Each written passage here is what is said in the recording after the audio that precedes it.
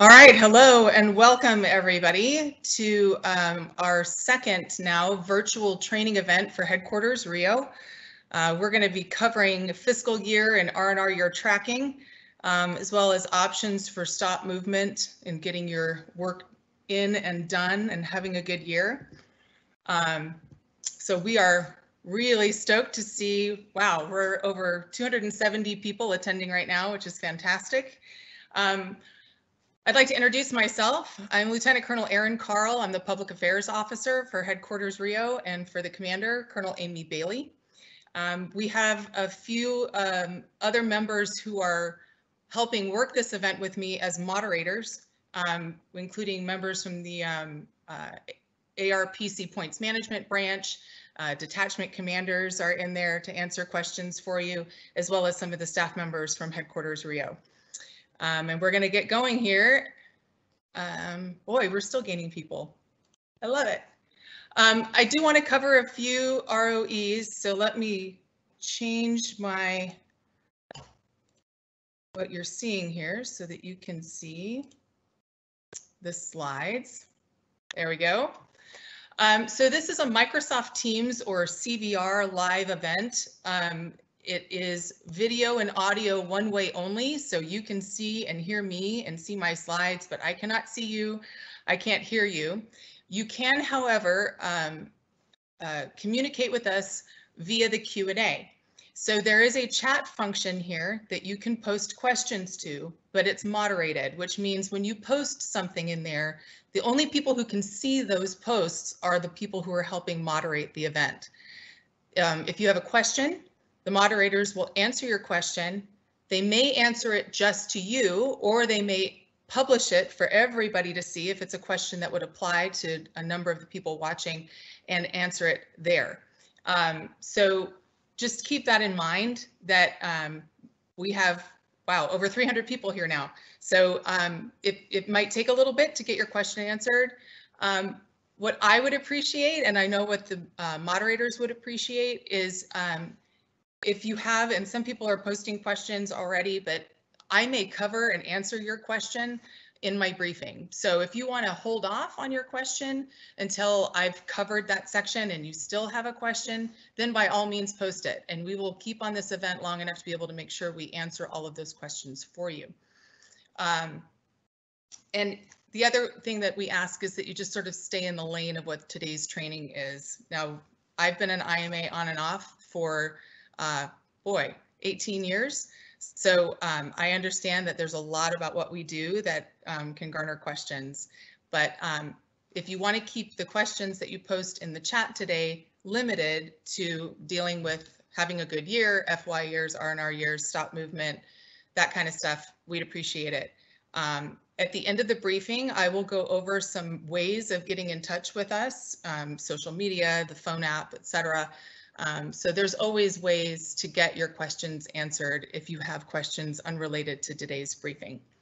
And just so that you're aware, there is a Q&A report that we will pull. So if there's questions that we need to know that you have so that we can better address them with our messaging from Headquarters Rio, we have that to look back on to help us out. All right. So let's go over what we're going to talk about today. First, I'm going to talk about the R&R year and the FY year and try to, as best I can, clearly explain how they both work and what makes them different from each other. Then I'm going to go over how to track them, because that can be rather difficult depending on how we do our reserve duty. I'm going to give you an update on the current state of the stop movement guidance. And then I'm going to move into the second part of the briefing, which is covering the different options you have to help you find a way to get your work done and have a good FY and R&R year. And then we'll have a time for questions. And as I said, we will remain on this training until your questions are answered. Okay? All right, let's first talk about what an R&R year is. It stands for Retention and Retirement Year. It's 12 consecutive months, so 1 year, in which a reservist needs to accrue a minimum of 50 points, and we call that a good year. Now that includes membership points and school points, and we'll talk all about that. But what you need to know for the basics of an R&R year is that for it to count as a good year, you have to have a minimum of 50 points. So here's how we get those points. The first are membership points. That's 15. So of the 50 minimum points, 15 of those are given to you because you are a member of the reserve.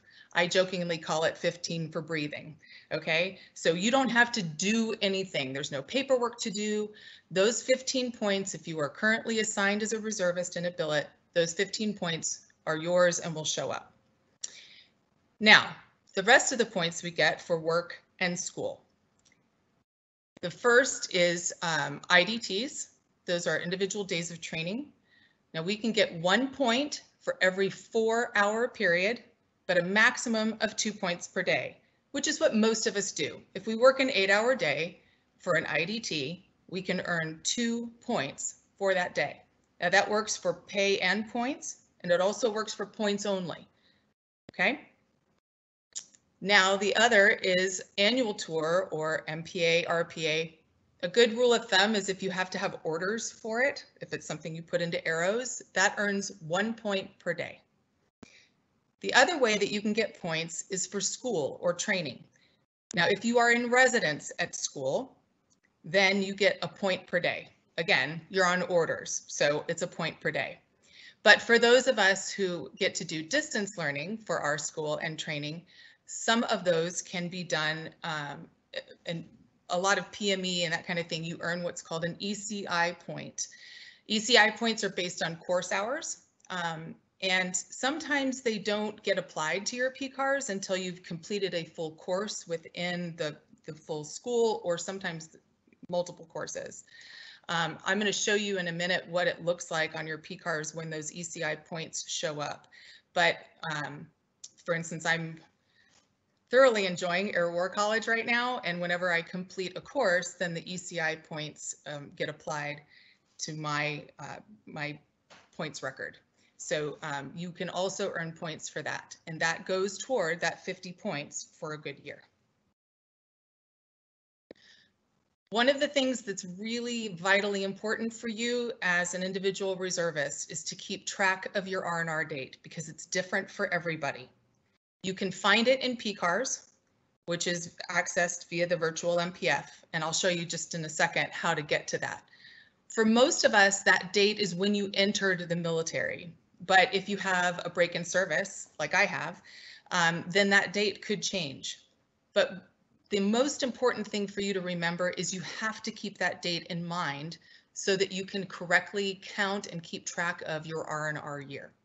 So the bottom half of this slide shows my point credit summary, the top part of it, when I go into virtual MPF. Right here, where the red circle is, that's my R&R date. So mine is the 23rd of May. On the other side, and I don't exactly know why they do it this way, because it took me a couple years to figure out what I was looking at, but this is the prior full year. So for me, this when I go into my virtual MPF and my PCARs, I see the 23rd of May 2018 through the 22nd of May 2019 on this part of my point credit summary. It tells me how many days of active duty training I earned points for, how many IDTs I earned points for, how many ECI points I earned, and then at the very bottom, it says satisfactory service years, months, and days. It's kind of an odd way to show that that's one good year. So 2 digits for a year, 2 digits for months, 2 digits for days, but it almost always, at least on mine, it just says 010000, which means I have a good year. To access your point credit summary, there are two ways to get there. One is from the Air Force portal, where you can search for AFPC secure applications. The other, you can get to it from MyPERS, and you do that by, after logging into MyPERS, you select Access Secure Apps. Once you click on either of those from those 2 different locations, that will take you here to step 2, where you will select Virtual MPF. Then it will take you to step 3, where you need to verify your email address and phone number. Now, if you access this from a personal computer, some of you may end up in this little loop where you get popped back to step 2. I have found that if I access this from the desktop anywhere side of my personal computer or from my government computer, that happens less often. But if you keep trying, you'll eventually get there. It just, I don't know, likes to revisit that little path for some reason. This is what it looks like when you get to the virtual MPF and you're going to select self-service actions. Then personal data. From here, under personal data, you're going to select your point credit summary. I also want to point out that 2 entries below that is your career data brief, which I'm actually going to talk about briefly here in a minute. So just keep in mind, if you're looking for your career data brief, which is what the active duty, they use a CERF, we use a career data brief. So fun little IMA or PIRR nugget. If your active duty unit asks you for a CERF, you can say, we don't use CERFs, but I can give you my career data brief. And now you know where to find it. All right, then you get to your point credit summary inquiry and you can select point credit summary, and this is what pulls up. So this is the top part of my point credit summary. Now I've been, as I said, an IMA and a TR on and off since 2002. So mine, I have to scroll a lot to see my entire PCARs. But the top part I think is important. This has your duty codes. These columns can be a little difficult to read, and so I wanted to sort of share how to read what you're looking at. So every time that the system records points for you, regardless of what type of points those are, then your PCARs will have the from date and the through date, then a duty code, which I'll show you more here in a second, and then how many points of it you earned. So for instance, an annual tour, if you earn points for an annual tour, that's a that's a type duty code 4. So if you look, apparently, it was a while ago, I don't remember, but I guess I did annual tour in September of 2003. For IDTs that you are paid for, that's a code 7. So for many of us, you'll see a lot of code 7 points. So you'll see plenty of those on there. 8 is whenever you do points only. Sometimes we go into points only status for a medical appointment, to do our fitness test if we're not already on status. So those points count toward your 50 points, and you'll see that as a code 8. The last is your ECI points. So in December of 2015, I was doing Air Command and Staff College via distance learning. So I earned 14 points for the course that I just completed. Something else you can select from the menu in PCARs is your service history. So this is mine, and this shows my 18 good years that I have so far toward my reserve retirement. Wanted to point out a couple of quick things. One is that you'll notice that for the first half of my career, my R&R date was 8 April. And then it changed, and you'll actually see some partial years here. That's because I went on the IRR for 3 years and didn't have good years. So if I look at that side of those rows, you'll see, if you kind of do the math there on the from and through, about 3 years that didn't count toward my retirement. And yet here I am. So the reason I included that is just to show that it's, hopefully we're going to give you the information you need to have a good R&R year. But if something happens, it's not the end of the world.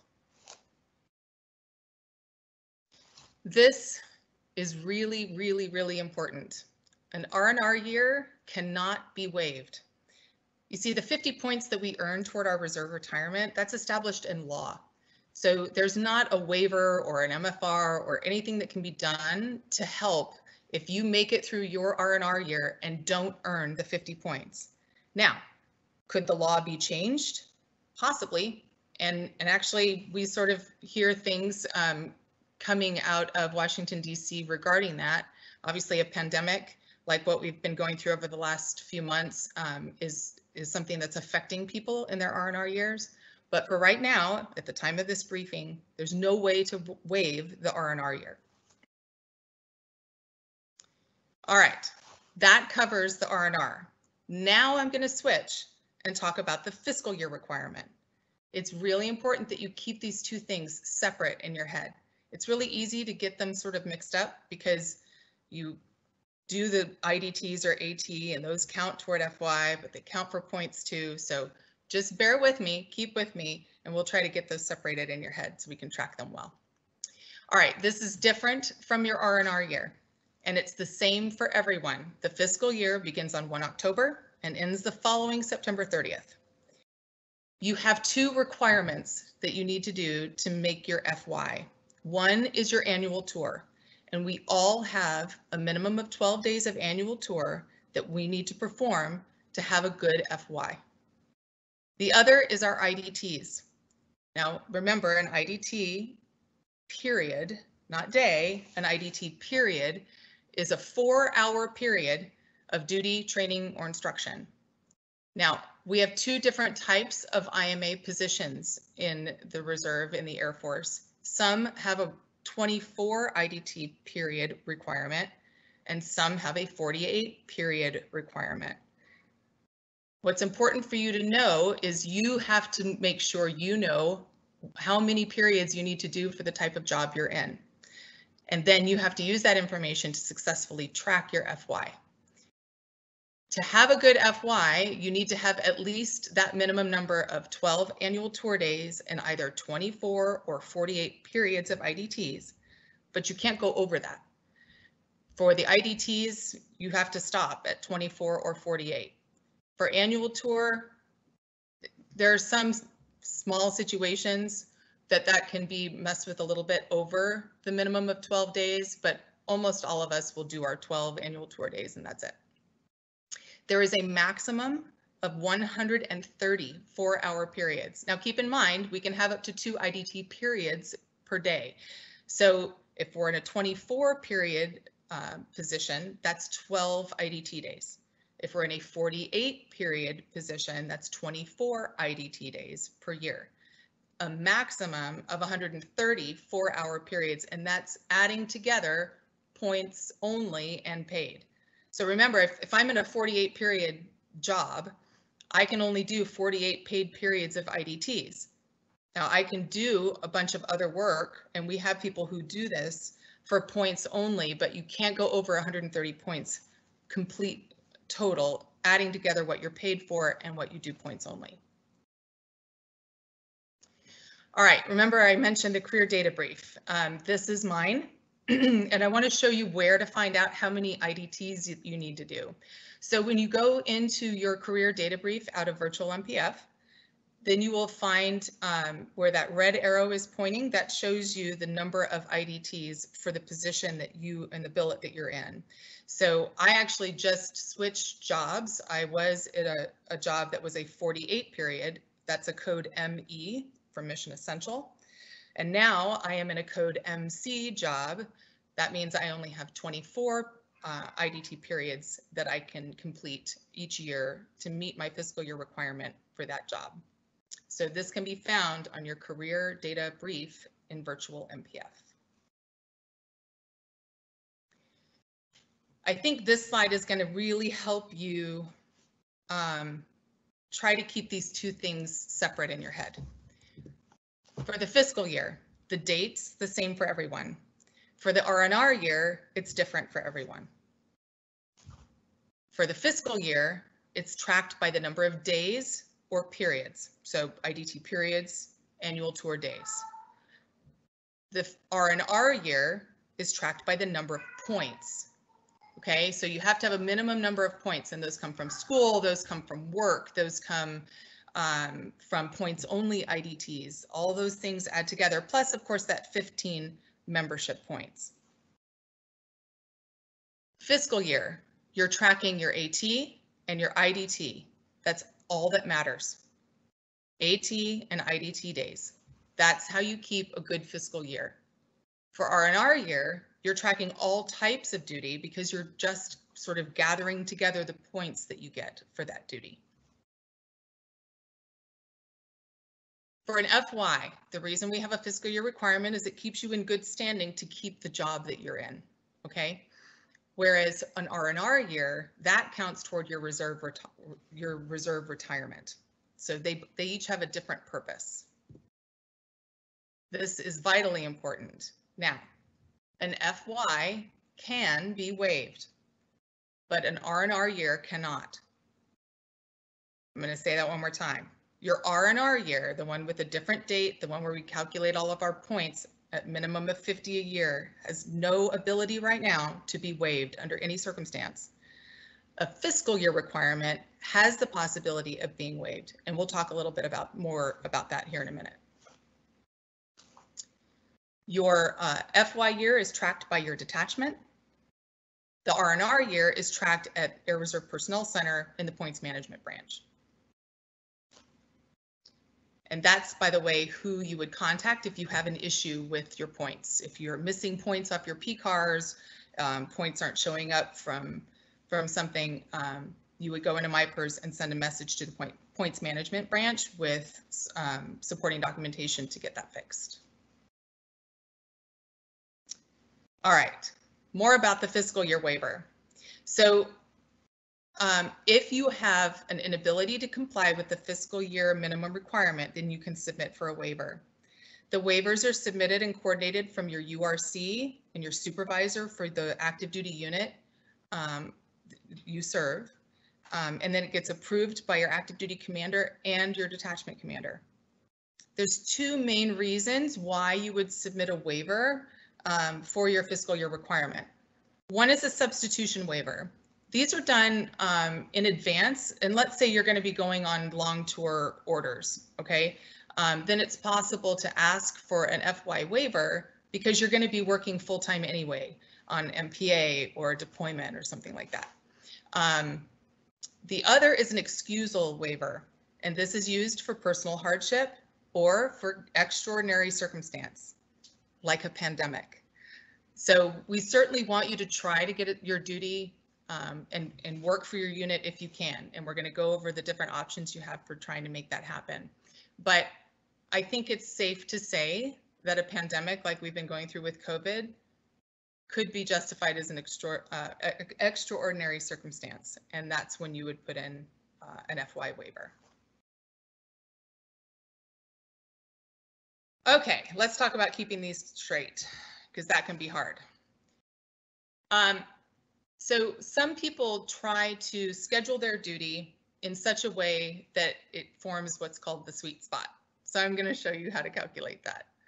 So we've got about 2 years worth of months on this little green chart, and I'm going to use my R&R year as an example. So my date of May 23rd through May 22nd is on here. So this blue section here marks one R&R year for me. All right. The yellow section marks my fiscal year requirement, which is the same for everybody, October 1st, right, through September 30th. Where those two colors overlap, yellow and blue make green, that's the sweet spot. So what we have is a sweet spot for me of 1 October through May 22nd. That's almost 9 months that if I do all of my AT and IDTs and all of my points, all of my duty within that sweet spot, then it's going to count for my 50 points and it's going to fulfill my fiscal year requirement. Now, I could also say that my sweet spot is May 23rd to September 30th, right? The opposite side. Now that's a lot less time. That's about just under 4 months. So to me, it makes more sense to pick the larger chunk of the year to consider your sweet spot. Because when you add up the points, you get 15 membership points. You get, for me, I'm in a 24 job, so 24 IDT points and my 12 AT days. If I do all of those fiscal year requirements during that green sweet spot, that adds up to 51 points, and I have a good R&R year. Now, the sweet spot thing is great, but sometimes the duties that we do for our active duty unit, the jobs that we do, require us to work outside of that. The sweet spot system only works if you're consistently doing your duty during that time every single year. Because if I, the next year, did even one day of IDTs outside of my sweet spot, well, then I've only got 49 points, right? Now, if I have school, that gives me some more wiggle room. Or if I have a 48 period job, that gives me more wiggle room. But in that sweet spot, I need to do at least 50 points worth of my fiscal year duty so that I can make sure I have a good year. For some of us, like I said, it's just, it becomes too complicated, or it's too difficult to try and do all of our duty during that one little part every year. So what I'm about to show you on here is an example of an FY tracker, FY and R&R year tracker. Now, I do want to say this is unofficial. This is not a headquarters Rio product. It's Lieutenant Colonel Carl product. So, and I'm happy to share it. In fact, the QR code that you see on that slide, if you take a picture of it with a QR code scanner, a lot of the newer phones, the cameras automatically will identify a QR code. Or you can screenshot it if you're watching this on your phone and use it later. But that QR code will take you to a Dropbox where you can download this Excel spreadsheet that I made. But just to go over it really quickly, so it's sort of a rolling thing that we have to keep track of, right? Again, using my example of a May 23rd R&R date, I have, you know, part of the year is going to count for the previous year's fiscal. So what I do is use color coding. So on my tracker, I use the background colors to keep track of my fiscal year requirement and the colored borders to keep track of my R&R year requirement. On the large part of the spreadsheet, I have the dates from and to. I mark whether it's IDTs or AT, how many points I'm going to earn from that. I give it a nickname to use in the smaller boxes. It just makes it easier for me to figure out which one I'm talking about. This is also a really good way to make sure that you are keeping track of when you're getting things approved and when you're getting paid for them.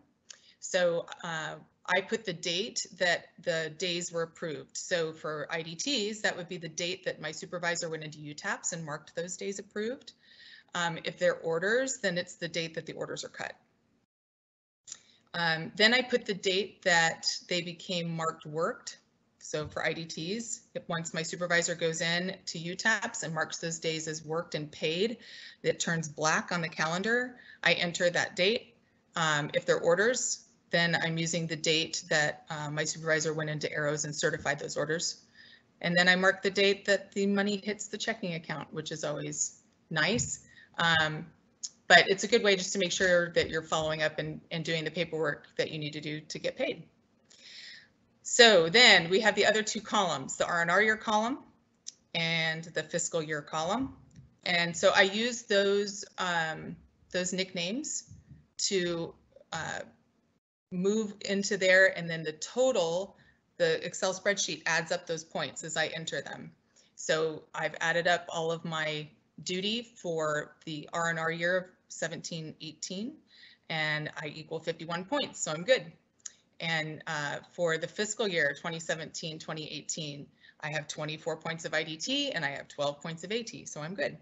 So you have to keep up on it, but you have to keep up on all this stuff anyway somehow. So you're welcome to use this or create one of your own, but I think you'll find it quite helpful. At one point, I actually had a tracker where I would also mark my IDT lodging reimbursement submissions and when I got paid for that. Just, you know, life gets busy and then you realize that you didn't get paid for something that you submitted for reimbursement. So you can always add that on there too. Okay. Here are the takeaways for tracking. You have to keep track. Because all of us have a different R&R date, you as the IMA have got to keep track of what your R&R date is and that you're doing your 50 points. If you only do a minimum amount of duty, especially if you're in a 24 period job, you're going to have to really track it closely to make sure you're getting those 50 points.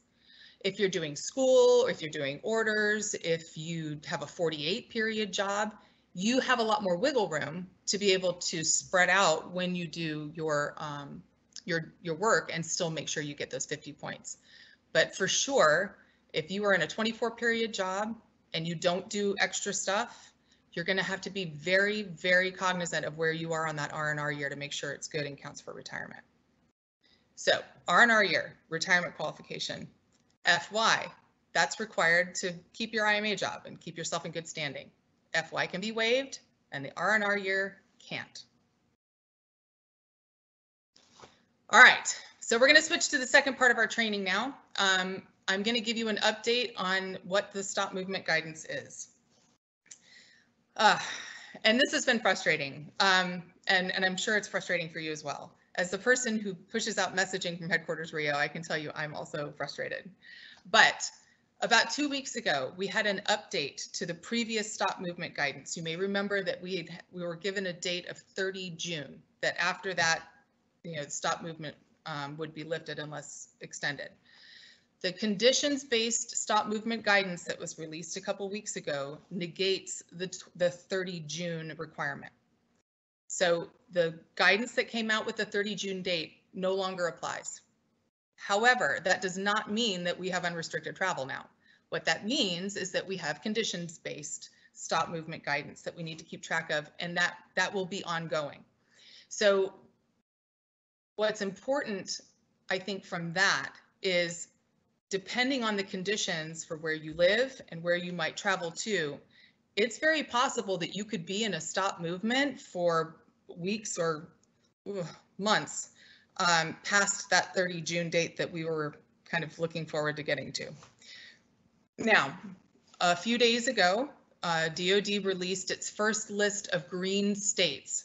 So conditions-based means it's based on local conditions. And what the guidance says is that not only do the states need to meet the requirements for being considered green, which means you can travel unrestricted, but installations also have to be assessed and marked whether or not they are green for unrestricted travel. That state list came out, and boy, that hit the media big time, right? For those of us on social media, I'm sure you saw it multiple times. But the fact is, a state list isn't really particularly helpful for us because most of us are going to be doing work on an installation, and the installation level assessments haven't been released yet.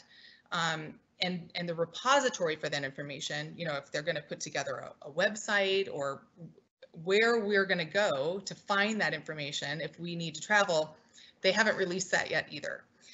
So unless, really for most of us, we need to plan on either ETPs or telecommuting, the other stuff that I'm about to cover. Go ahead and plan for that now, because until we get more guidance and until installations start being marked green and we really understand how this new conditions-based stop movement goes, we're going to have to consider ourselves still under a stop movement. Now, I will tell you that the list of green states that came out and the new guidance, those are always published on defense.gov if you click on newsroom, and you can actually sign up and have those press releases and publications sent to your email. So if you really want to keep up to date on what's going on with stop movement, signing up for that subscription from defense.gov is probably a good idea. When we know, I promise we'll tell you. At the end of the briefing, I'm going to go over all the different places and ways that we try to message you as individual reservists. So if you want to be, have that information made available to you as fast as possible, then you can take advantage of those. So I'll go over that at the end of the briefing. Okay, now we're going to get into how do we make sure that we have a good year when we can't travel. The first thing I want to cover is an ETP, an exception to policy. An ETP is a memo for approval by the first flag officer or SES in your RegAF chain of command, your active duty unit, or your, if you're at a COCOM or whatever, that chain of command. So the exception to policy guidance came out as part of the stop movement guidance. Basically, it's declaring you mission essential and therefore able to travel. The way the guidance is written, the exception of policy is supposed to be done up at the DoD level, but it has been in the Air Force delegated down to the first flag officer in a chain of command. Now, so that all gets routed through your active duty unit. That really doesn't have much of anything to do with the detachment or headquarters RIO. You will provide it to the detachment and your orders writers so that you have justification for traveling. All right. On the headquarters RIO website, there is a little drop down for the CellRes COVID-19 update, and there is a template there to use for the exception to policy. We are seeing a lot of ETPs coming from active duty units, so don't be afraid to ask for one. If you have duty that you need to perform for your unit, there's the worst they can say is no, right? So go ahead and draft the ETP, put it to your supervisor, ask them to run it up the chain, and see what happens. There's nothing wrong with doing that and asking. And you might just get it signed, and then you will be able to travel to your base to perform your reserve duty. If you can't do an ETP, for many of us, not everybody, but for many of us, like me, we can telecommute. This is the basement of my house. So, but I had to sign a telecommuting agreement with the unit to which I'm assigned. And then I provided that agreement to my detachment to have on file. So we have a blank agreement. It's available on the CellRes update page, the same place where the ETP template is. It's on the headquarters RIO website. And then it's also on the RIO Connect app. So if you have the phone app, and if you don't, please do that, when we're done here. On the RIO Connect app, there's a COVID button on the main menu, and you can get the ETP template there, and you can also get the telecommuting agreement there. Fill it out, get it signed, and then submit it to your detachment. There are a lot of really amazing ways for you to complete duty via telecommuting now. The Desktop Anywhere is a total game changer.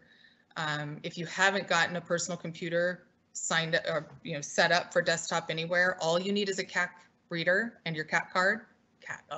It's like ATM machine, and your CAC, and you can get into what is basically your real government computer like desktop, encrypted email, all that stuff. So you can do that. The other is the CVR, which is how this event is being done. It's basically Microsoft Teams through DoD. We've been using it a lot at headquarters RIO, and it has some pretty awesome stuff too. So try to talk to your supervisor and brainstorm some ways that you can complete some duty via telecommuting. And if you get the telecommuting agreement signed, you can perform IDTs or orders-based work, AT or whatever, doing that. So totally worth the ask. Alternate work locations. So if you can't telecommute, but maybe you live close enough to another military installation that you could go there and work.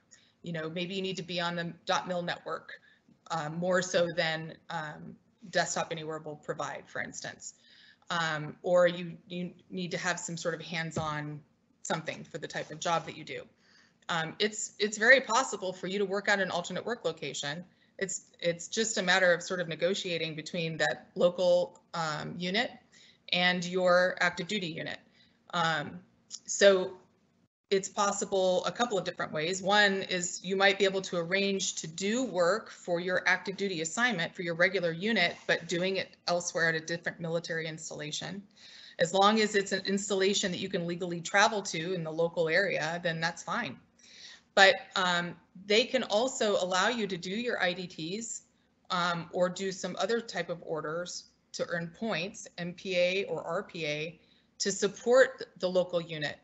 So, let's say, let's say you're a finance person and there's not anything that you can do telecommuting, but and your active duty unit of assignment doesn't really have anything that you can do at the alternate work location, but they can give permission for you to go help the local unit's finance office, or that local finance office can put you on MPA or RPA, if it's a reserve unit, if they need some additional help. So, you know, sometimes it's just a matter of picking up the phone and calling and saying, hey, I'm really looking for some days, some orders. You know, these are my skills. You know, work your little underground career field,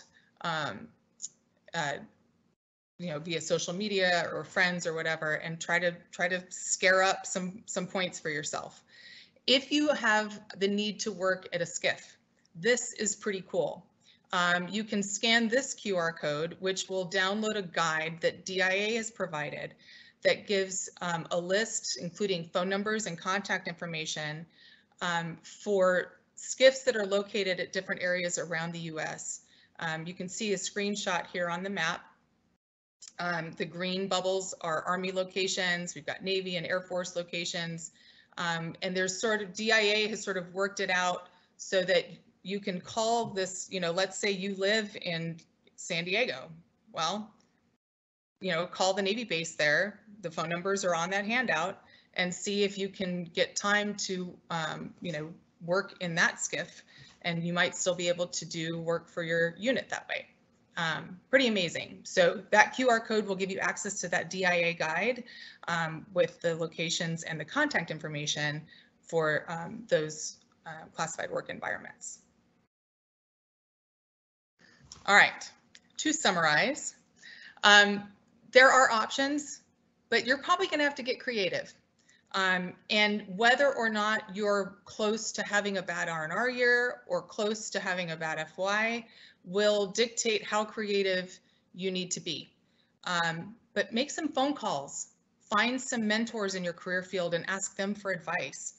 I've done that a million times. Call the local base in your, you know, I'm public affairs, so I would call the public affairs office, say, hey, you know, you guys have any need or any MPA days where you can bring somebody on to help out. So whether you're concerned about your fiscal year or your R&R year, these first three bullets apply. Really make sure to check your PCARs. Now the days get applied and the points get applied to PCARs pretty quickly after you get paid. But the total year, whether or not you had a good year, it takes about 2 months for that to show up on your PCARs. So just keep that in mind. Get creative. Don't be afraid to ask. Make phone calls. Ask for help. But for fiscal year, if all else fails and you've tried everything you can think of and it's just not going to happen, then you can put in for a waiver through your detachment and your active duty unit. However, if all else fails with the R&R, you're going to have a bad year, but you'll recover. You'll be okay. You know, for those of us who board for promotion, you'll write a little note and say, hey, you know, I think if you just have the word COVID-19, it pretty much explains it. We're hoping that that we can work with you and help you try to find ways of getting the points that you need so that you don't have a bad R&R year. But what I want you to know that it's not a career ender. Just keep that in mind, and but also know that, you know, you can pick up the phone and be creative and try to come up with different ways and ideas of getting some points. And there's points only. Okay, don't forget about points only. Now you don't get paid, but you still have a good year. So, you know, you can, it's a little easier to get approval for points only, and you can go help out at the local base if somebody will give you something to do that's related to your job, and then you can earn some points that way. So there are definitely options, okay? All right, this is the public affairs plug for all of the ways that we're trying to keep in touch with you. The first is MyPERS. Every 2 weeks, Colonel Bailey, who's the commander of Headquarters Rio, puts out the Rio Buzz. If you aren't seeing it, I can tell you that either you do not have a personal email in your MyPERS profile, or it's being blocked by a spam filter, or, you know, being put into clutter or trash or junk, or, you know, every email system seems to have a different thing. So if you are seeing that Rio Buzz, we try to keep it to about 3 or 4 items every 2 weeks, and it's all stuff you need to know. Okay, we are not going to waste your time. We all get a ton of emails. It's not, hey, isn't this neat? This is all stuff that you as individual reservists need to be aware of to make sure that you're going to get paid or reimbursed or have a good year or get your orders done. So really, really important that you read the Rio Buzz every time you see it. If you are not getting it in a personal email account, go into MyPERS, go into Profile, and what I recommend is that you make your primary email address the one that you always see. Your primary email address in MyPERS does not have to be a .mil. So make your primary email address whatever email address it is that you always check. So if it's a personal account, fine. And then you can put your other accounts in there too. I have like 3 email addresses in my MyPERS account. My us.af.mil account's in there, and I have 2 different personal emails in there. Because that's how I make sure that I'm getting communication from the technicians when they're working my tickets for reimbursement or pay. And that's how I get the messaging. Well, I mean, I know what they say already because I help put them together, but you get the point. So make sure that you're getting those. The Rio Buzz is a good way to make sure that you're getting your MyPERS messages. If you already have those email addresses in MyPERS, then you need to work with your email provider to figure out why you're not seeing that email hit your personal inbox. It may be caught in a spam filter. The Rio Connect phone app, it's available for Android or iPhone. And basically a lot of the information that we have on the Headquarters Rio website is all found in the Rio Connect phone app. It's all organized in menus. And each detachment has a group to which you can belong. And some of them offer a chat function so that you can help each other out, ask each other questions, access to a lot of guidance. And we do push notifications with, wow, you really need to know this kind of stuff. So the Rio Connect phone app is great. It's got a PT test calculator on it, access to all sorts of guidance and guides that you need. Facebook, if you are a social media Facebook user, please go to the HQ Rio page on Facebook, like and follow us, and then under follow, you can select see first. And if you do that, then every time you log into Facebook, if we've posted something, you will see it in your feed. Otherwise, Facebook may not show it to you. It's the way that algorithms work, which we can't control. And when in doubt, the Headquarters Rio website. So it's the ARPC website. Underneath that, if you go to ARPC, you will see an HQ Rio button across the top. Click that. There's a drop down right now, which will take you to the COVID-19 page, has those templates and the telecommuting agreement. But the main HQ Rio site has all the information and guidance for the entitlements, benefits, pay, travel, etc.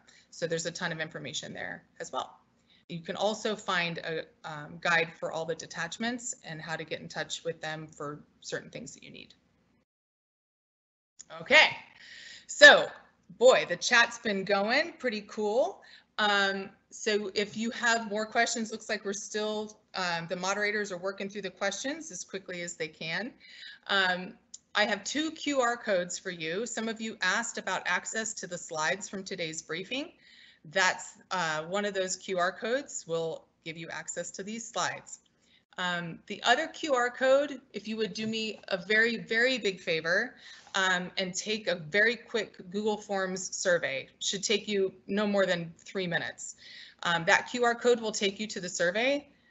You need to access that from a personal device like a cell phone or a personal computer. .mil computers don't like Google Forms. Answer those questions completely anonymous. Be honest, I can take it. And help us improve our communications and our training and come up with future topics. I did want to tell you, while we're working on some of these questions now in the Q&A chat, we have selected our topic for the next virtual training, which is in exactly 2 weeks. And it's actually going to be for your supervisors. So it's what every Air Force IMA or PIRR supervisor needs to know. Here's the problem. I don't have a way of messaging all of your supervisors directly. They're all, Reg AF or active duty, DOD, depending on where you're assigned. And so I need your help. On Facebook, the event is already there. in the next day or two, we will be pushing that information out on the app and via MyPERS. We're going to send it to the reserve advisors, to your URCs, best we can. And we will send it to you as well. Please, please share this event with your active duty unit's supervisor and have them share it with everybody in their unit, because there are a lot of people who supervise IMAs. And let's be honest, we can be kind of a pain, right? You know, UTAPs and arrows and points and all these, you know, vocabulary and things that active duty RegAF don't need to worry about. We are trying to make it clear and easy for your supervisor to be able to do what he or she needs to do to make sure you're taken care of and paid, and that your career is taken care of. You know, that your reports are done correctly, and that they know where to go to keep your readiness up, and that they're keeping you, you know, trained up and ready for possible deployment or whatever. We're going to cover all of that 2 weeks from today. So it'll be the same kind of event, a CVR live event. There won't be a login necessary or any type of an account necessary, just the link. But when you see that messaging come out on Facebook or via MyPERS in your email or on the Rio Connect app, please do me the hugest favor and get that information into the emails of anybody that you know who supervises IMAs. That would be an enormous help. So I'm going to leave the question, I'm going to leave this event open because people are still asking questions in the chat. And somebody says, I can't change my primary email address and MyPERS under my profile. I was told you can, but if you can't, that's okay. Just make sure personal email address that you check often is in one of the alternate emails, because the type of messages that I send out to you, like the Rio Buzz, those go to all of your email addresses. So, you know, more the merrier. Put as many email addresses as you can fit in your profile, and you'll get sick of hearing from us. But to be honest, though, we really do try to limit the number of emails we're sending you and trying to consolidate the information into what you need to know when you need to know it. Now, obviously, we've had to send out extra stuff over the last couple of months because we have things like stop guidance and COVID and, you know, all that. But we try to consolidate a lot of it into the Rio Buzz. So when you see Rio Buzz in the subject line, I can guarantee you there's really good information in there for you to know. So I'm going to leave this slide up so that you can scan and get to the survey. Thank you in advance for answering those questions in the survey. It really is an enormous help. I appreciate the over 300 and, boy, I think we were at about 350 people, which is fantastic. Thank you very much for your time and for attending today's briefing. It looks like I did it right under an hour. Sweet. I'm going to turn on some tunes because why not? Happy Friday. And again, hopefully we'll see you next time along with maybe your supervisor for the next training event. It's never a bad idea for you as an IMA or PIRR to know what your supervisor needs to do and what they don't need to do, what other people need to do. So we hope to see a lot of you there next time.